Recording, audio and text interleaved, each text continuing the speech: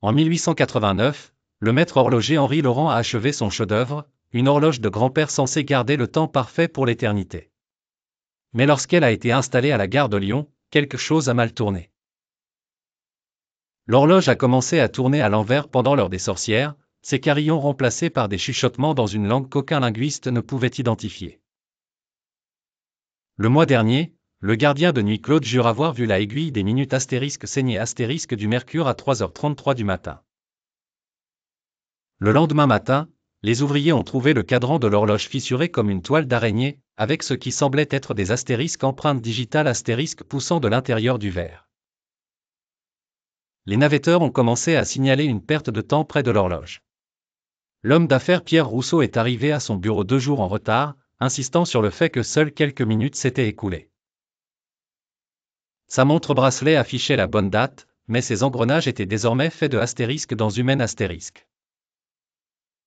L'historienne Élise Dubois a découvert le journal de Laurent dans les archives de la gare. La dernière entrée disait, astérisque, le temps exige un paiement. Je lui ai donné mes yeux. Astérisque, la page était tachée de ce que des tests ont révélé être du liquide vitré provenant d'yeux humains, daté de 1889. Le signalement Jacques a signalé un train fantôme arrivant à la plateforme 13 chaque pleine lune, ses wagons vides sauf pour l'odeur de cheveux brûlés et le son de astérisque, centaines de montres de poche qui tic-tac en unisson astérisque. Les images de sécurité montrent seulement du statique pendant ces événements, sauf pour une image révélant le visage du conducteur, c'est Laurent, ses orbites remplies de mécanismes d'horlogerie. Hier, un train jouet d'enfant a été trouvé tournant autour de l'horloge. Son wagon à charbon contenait de minuscules os disposés comme des chiffres sur un cadran d'horloge, et une note écrite d'une belle calligraphie du 19e siècle, astérisque, presque l'heure. Astérisque. Le réparateur d'horloge Antoine a ouvert l'ancien mécanisme.